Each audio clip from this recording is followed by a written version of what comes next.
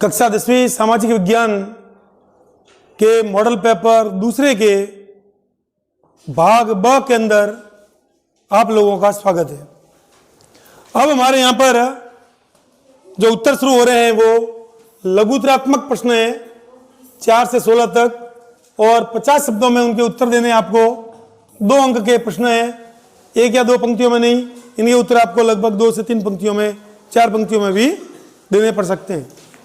पहला प्रश्न दिया है, वियना संधि के प्रमुख उद्देश्य लिखिए।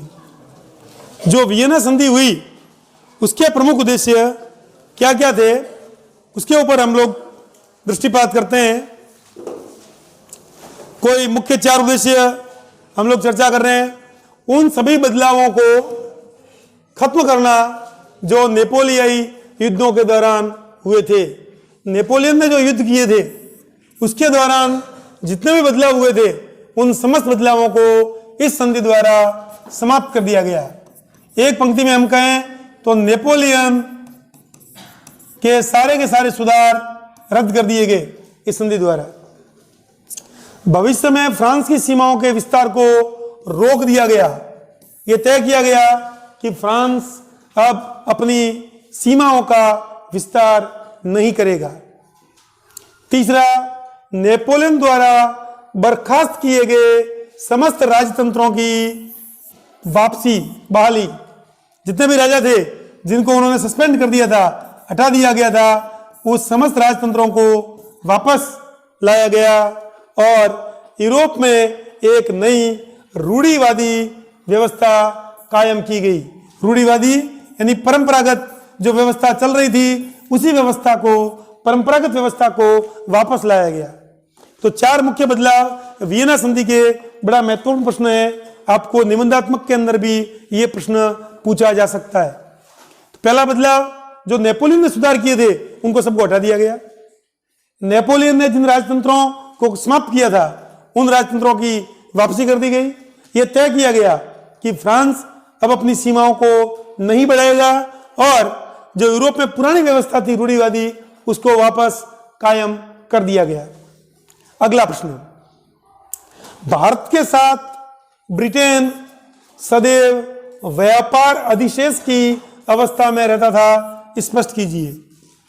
व्यापार अधिशेष की अवस्था में हमेशा रहता था। ब्रिटेन जब भारत से व्यापार करते थे तो उनके यहाँ हमेशा अधिशेष की स्थिति रहती थी। इसका क्या कारण था? ब्रिटेन से भारत में भेजे जाने वाली माल की कीमत जो थी वो भारत से ब्रिटेन भेजे जाने वाले माल की कीमत से बहुत अधिक होती थी। इसका अभिप्राय यह है कि परस्पर व्यापार में सदैव ब्रिटेन को ही लाभ रहता था। व्यापार अधिशेष की अवस्था का मतलब है कि हमेशा इंग्लैंड है, ब्रिटेन है, वो लाभ में रहता था। क्योंकि हम मान लीजिए, उदाहरण दे रहा हूं मैं, यहां से हम कपास उनको 1 बोरी 10 रुपए में भेज रहे थे और उस कपास को कपड़े में बदलने की लागत 10 रुपए आती थी, तो उस कपड़े की कीमत 20 रुपए हो गई। हमने 10 रुपए में भेजा था कपास, कितने रुपए में भेजा? 10 रुपए में। 10 रुपए उनके वहां खर्च आए, जाने का किराया, कपड़ा बनाने का। 20 रुपए में माल तैयार हो गया। ये माल जब वापस भारत आता था तो इंग्लैंड हमको ये माल 100 रुपए में बेचता था। तो इंग्लैंड को हमेशा लाभ की स्थिति रहती थी। इसको हम लोग व्यापार अधिशेष की अवस्था कहते हैं। संकटग्रस्त एवं लुप्त जातियों के अंदर कोई 2 अंतर बतलाने आपको। जो जैव विविधता है उसके अंदर संकटग्रस्त जातियां और लुप्त जातियां, इनमें क्या क्या अंतर है? तो संकटग्रस्त जातियां वो जातियां थी जिनको अभी लुप्त होने का खतरा है, लुप्त हुई नहीं है, उनके ऊपर खतरा है कि अगर हमने उनको सही प्रकार से बचाया नहीं है तो वो धीरे धीरे लुप्त हो जाएगी, लुप्त होने का खतरा है। जबकि लुप्त वो जातियां हैं जो समाप्त हो गई है। आप लोग ध्यान से समझ लीजिए एक बार, लुप्त जाति और संकटग्रस्त जाति में ये अंतर है कि लुप्त वो जाति थी जो समाप्त हो गई है, आपको देखने को नहीं मिल रही है, डायनासोर लुप्त है, दिख नहीं रहे। और संकटग्रस्त वो जाति है, अगर उनके ऊपर ध्यान नहीं दिया तो निकट भविष्य में वो लुप्त हो जाएगी, जैसे एशियाई शेर है। ठीक है, तो इनके ऊपर संकट है, अभी लुप्त होने के कगार पर है वो। संकटग्रस्त जातियों को संरक्षण द्वारा बचाया जा सकता है। हम लोग उनको बचा सकते हैं अगर थोड़े उपाय करें, जैसे हमने अभयारण्य खोल दिए, हमने बहुत जगह विशेष जातियों को बचाने के लिए विशेष प्रकार के पार्क खोल दिए, तो उसको हम बचा सकते हैं। जबकि जो जातियां लुप्त हो गई है उनको वापस नहीं लाया जा सकता, उनको उत्पन्न नहीं कर सकता। अब वापस डायनासोर नहीं आ सकता, वो समाप्त हो गया है, केवल उसके अवशेष मिलते हैं हमको। जो जातियां लुप्त हो गई मतलब समाप्त हो गई है, वो वापस नहीं आ सकती। और संकटग्रस्त वो जातियां हैं जिनके ऊपर संकट है कि अगर हमने उनके ऊपर ध्यान नहीं दिया तो निकट भविष्य में वो खत्म हो जाएगी, लुप्त हो जाएगी। संकटग्रस्त जातियां ही लुप्त होती है, पहले वो संकटग्रस्त में आती है और फिर अगर ध्यान नहीं देते तो लुप्त हो जाती है, समाप्त हो जाती है, फिर वो जीव अपन को देखने को नहीं मिलता है। इसलिए हम लोगों को संकटग्रस्त जातियों का संरक्षण करके बचा सकते हैं, जबकि लुप्त जातियों को हम बचा नहीं सकते। अगला प्रश्न है हमारा, अत्यधिक बढ़ती जनसंख्या कैसे जल दुर्लभता के लिए उत्तरदायी है? जल दुर्लभता, आप लोग समझिए इसको, जल पानी, दुर्लभता, लभ यानी मिलना, दुर्लभ बड़ी मुश्किल से मिल रहा है, पानी की कमी हो गई है, पीने के लिए पानी का संकट है। अभी बीच में एक सर्वे भी आया था कि चेन्नई के अंदर आसपास बिल्कुल पानी है ही नहीं, समाप्ति की कगार पर है, और 2024-25 में शायद लोगों के पीने के लिए पानी नहीं रहे। ये स्थितियां क्यों आ रही है? इसके लिए जनसंख्या जिम्मेदार है। कैसे जिम्मेदार है ये आपको समझाना है। जल अधिक जनसंख्या के लिए घरेलू उपयोग में ही नहीं बल्कि अधिक अनाज उगाने के लिए सिंचित क्षेत्र बढ़ाने में भी उसकी आवश्यकता होती है। पहले घर के अंदर 4 लोग होते थे, 25 लीटर पानी में स्नान हो जाता था। अब जनसंख्या बढ़ रही, उसी घर के अंदर 20 लोग हैं, स्नान करने के लिए पानी चाहिए ज्यादा, पीने के लिए ज्यादा पानी चाहिए, तो घरेलू उपयोग के लिए तो पानी की आवश्यकता बढ़ी है। अब 100 लोगों के लिए अनाज और 1000 लोगों के लिए अनाज, तो अनाज ज्यादा उगाना पड़ेगा।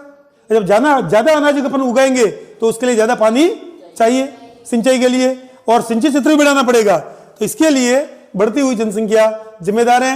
और दूसरी बात, बढ़ती जनसंख्या के परिणाम स्वरूप जल की बढ़ती मांग और उसके असमान वितरण का परिणाम ही हो सकता है।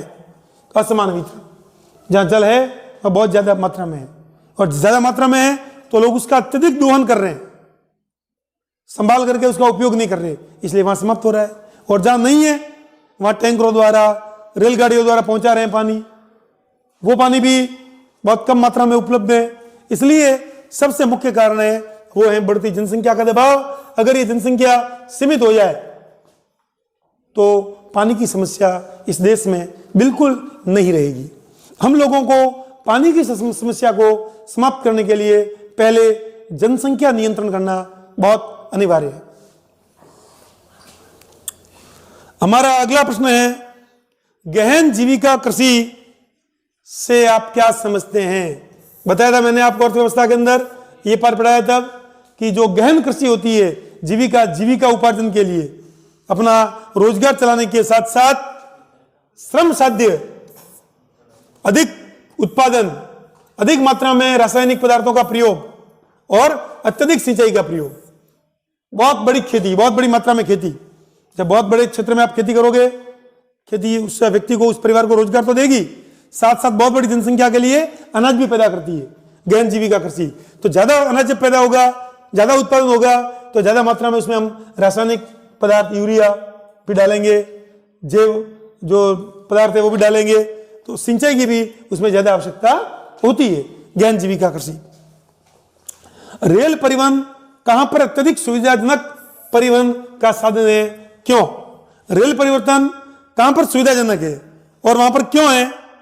तो रेल परिवहन है वो मैदानी भागों में अत्यधिक सुविधाजनक होता है। और क्यों होता है? तो उसके कारण हम लोग देख रहे हैं, मैदानों की समतल भूमि पर रेल मार्ग बनाना सरल होता है। आपको मालूम है, पहाड़ी क्षेत्रों में अगर रेल लाइन निकालनी है, पहाड़ों के बीच में तो सुरंग बनानी पड़ेगी, कुछ पहाड़ियों को तोड़ना पड़ेगा। अगर समुद्र है, नदी है, उसके बीच में रेल लाइन बनानी है तो बड़े बड़े करोड़ों रुपए खर्च करके पुल बनाने पड़ेंगे, पुल के ऊपर रेल चलेगी। लेकिन जहां मैदान है सीधा, वहां रेल बनाना बहुत आसान है। रेल का मार्ग बनाना, मैदानों की समतल भूमि पर आराम से हम लोग पटरियां बिछा सकते हैं और उसके ऊपर खर्चा भी कम आता है। कम खर्च में हम लोग ज्यादा दूरी तय कर सकते हैं। अगला प्रश्न है हमारा, बहुसंख्यकवाद को बनाए रखने के लिए श्रीलंका की सरकार द्वारा कौन कौन से कदम उठाए गए। हमने जब ये पाठ पढ़ा था, सिंगली लोगों के लिए 80% की आबादी थी श्रीलंका में, बहुसंख्यक लोग थे वो, और उसके लिए सरकार ने सारे उपाय किए। इसलिए श्रीलंका के अंदर कई वर्षों तक गृह युद्ध चलते रहे। तो सिंगली जो लोग थे उनकी जो भाषा है उसको राजभाषा उन्होंने घोषित कर दिया, सिंगलियों की भाषा को, इसलिए वहां गृह युद्ध हुए। हमारे देश के अंदर बहुत सारे लोग, बहुत बड़ा वर्ग हिंदी भाषा बोलता है, लेकिन हमने हिंदी को राजभाषा नहीं बनाया, अंग्रेजी को चलने दिया, ताकि उत्तर के लोग, दक्षिण के लोग, सारे लोग इस देश को अपना देश माने और आगे चलते रहे। श्रीलंका ने 20% लोग जो थे, अल्पसंख्यक थे, उनका क्या किया, उनके ऊपर ध्यान नहीं दिया। 20% की आबादी पर 80% लोग जिस भाषा को बोलते थे उसको राजभाषा बना दिया। चल रहे थे कि बहुसंख्यकवाद को बनाए रखने के लिए श्रीलंका ने कौन कौन से कदम उठाए। तो सर्वप्रथम उन लोगों ने सिंगली को राजभाषा बना दिया और सिंगली को सरकारी नौकरियों में प्राथमिकता दे दी। तीसरा काम, बौद्ध धर्म को संरक्षण दिया उन्होंने, और जो तमिल लोग जिस धर्म को मानते थे, ईसाई धर्म को या हिंदू धर्म को या मुस्लिम धर्म को, तो उन लोगों को उन्होंने कोई मान्यता नहीं दी। इसलिए श्रीलंका एक व्यापक गृह युद्ध में फंस गया और आज भी श्रीलंका की स्थिति बहुत खराब है। आपको ये भी पूछा जा सकता है कि श्रीलंका में गृह युद्ध के लिए क्या चीज जिम्मेदार थी। श्रीलंका में गृह युद्ध के लिए क्या चीज जिम्मेदार थी, तो वो था बहुसंख्यकवाद को बढ़ावा देना। 80% आबादी जो जिस धर्म को मानती थी, जिस भाषा को मानती थी, उस भाषा और उस धर्म को उन लोगों ने क्या किया, मान्यता दी। इसलिए श्रीलंका गृह युद्ध में फंस गया। अगला प्रश्न है भैया हमारा, क्या सामाजिक अंतर सभी देशों में अस्तित्व रखते हैं। मैंने आपको बताया था सामाजिक आधार पर हम लोग कई संप्रदाय, कई जातियों में बटे हुए हैं। तो क्या विश्व में हर जगह ये है। हमने जब ये पाठ पढ़ा तब इसका अध्ययन किया था कि हाँ, दुनिया के अधिकांश देशों में सामाजिक अंतर को माना जा रहा है। देश बड़ा हो या छोटा, इससे खास फर्क नहीं पड़ता। भारत और बेल्जियम इसके उदाहरण है। भारत बड़ा देश और बेल्जियम बहुत छोटा देश, और इन दोनों देशों के अंदर सामाजिक अंतर है। बेल्जियम ने उस सामाजिक अंतरों को अपने लोकतंत्र के अंदर मान्यता दी और बेल्जियम एक मजबूत देश बन गया। प्रत्येक व्यक्ति की बात मानी उन्होंने, भले वो अल्पसंख्यक हो या बहुसंख्यक हो। जर्मनी और स्वीडन जो राष्ट्रवादी देश माने जाते हैं, समरूप समाज है, यहाँ पर बिल्कुल कोई भेदभाव नहीं है। वहां पर भी लोगों के अंदर बदलाव आ रहे हैं। दूसरे हिस्सों से जाकर के जो लोग बसे हैं उनके खिलाफ वहां पर भी थोड़ा भेदभाव या सामाजिक अंतर किया जा रहा है। कहीं जाति के नाम पर, धर्म के नाम पर, कहीं पर नस्ल के नाम पर, काला है, गोरा है, मूल निवासी है, बाहर से आया है, अफ्रो अमेरिकन है। आपको वो भी बात बताई थी मैंने, जो प्रथम और तृतीय स्थान प्राप्त किया ओलंपिक खेलों में, उन्होंने विरोध प्रदर्शन किया काला मफलर डाल करके, पैरों में मोजे पहन करके। आप लोगों ने वो वीडियो देखा होगा यूट्यूब पर, नहीं देखा जरूर देखिए। उसमें से बहुत सारे प्रश्न पूछे जाएंगे। लोकतांत्रिक राजनीति के जो सारे पार्ट हैं वो मैंने डाले हुए हैं, उनको जरूर एक बार देखिए आप लोग। बहुत सारे प्रश्न उस पुस्तक में से आपको दिए गए हैं, ये सारे प्रश्न उसमें कवर हो जाते हैं हमारे। अगला प्रश्न जो है हमारा, नेपाल तथा बोलीविया के आंदोलनों में क्या समानता थी। एक नेपाल का आंदोलन और एक बोलीविया के आंदोलन, इन दोनों के अंदर क्या क्या समानता है। समानता का मतलब बराबरी। कौन कौन सी चीज एक समान थी, तो दोनों ही संघर्ष राजनीतिक सत्ता के विरोध में आंदोलन के रूप में हुए थे। जो राज कर रहे थे लोग, जो लोग सत्ता में थे, उनके खिलाफ दोनों ही देशों में आंदोलन थे। तो पहली समानता यह है कि नेपाल और बोलीविया दोनों जगह पर जो आंदोलन हुए वो सत्ता के विरुद्ध थे, सत्ता के विरुद्ध संघर्ष था।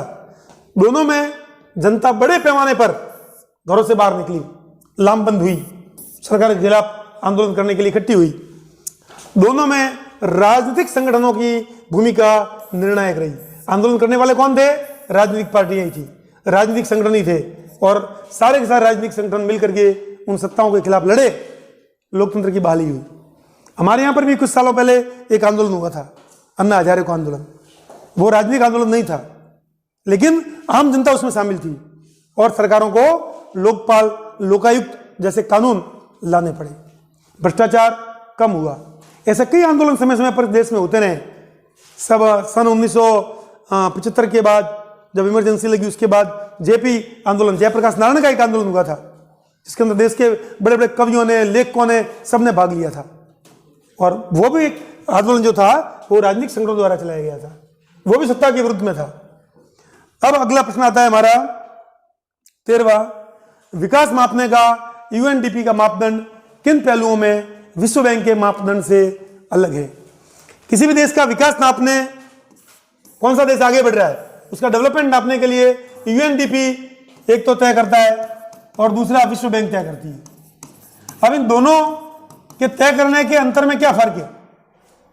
जैसे आपकी कॉपी जांचते हैं, एक ही विषय की कॉपी है, मान लीजिए हिंदी की कॉपी है, एक मैं जांचूंगा, एक कोई दूसरे सर जांचेंगे, तो दोनों नंबर देंगे, उसमें अंतर आएगा आपका, क्योंकि दोनों का मूल्यांकन करने का तरीका अलग होता है।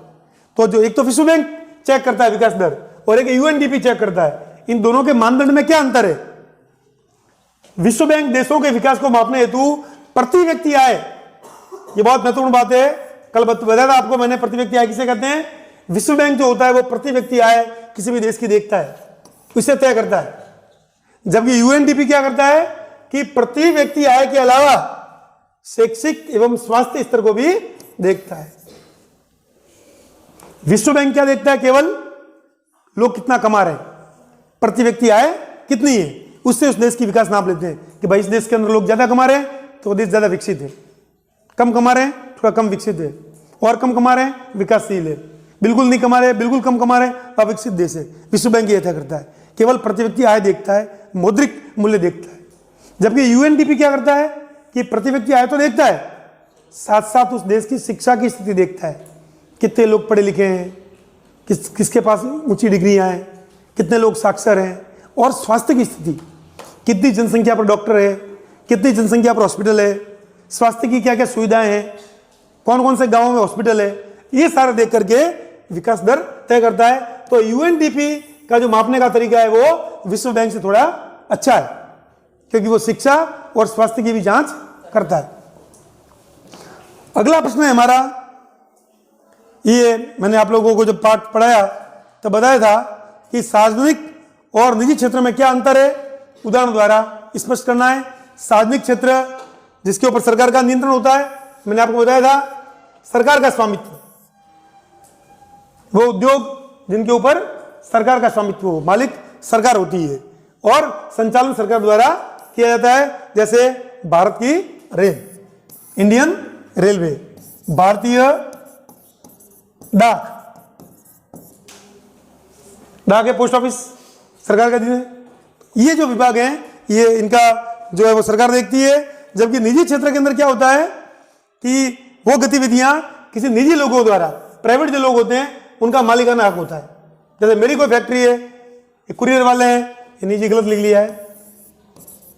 जैसे कई कुरियर कंपनियां है, प्राइवेट आदमी की है, डिलीवरी है, और भी बहुत सारी है।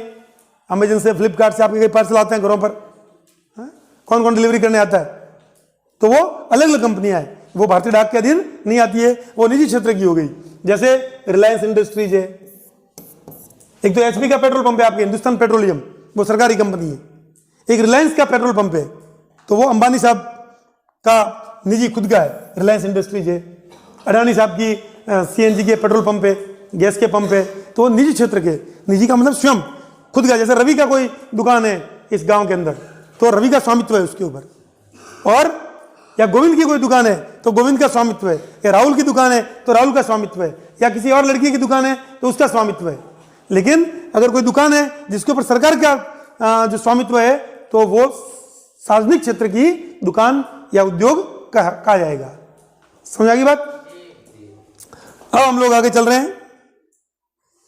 स्वयं सहायता समूह के 2 लाभ आपके गांव में बने हुए हैं।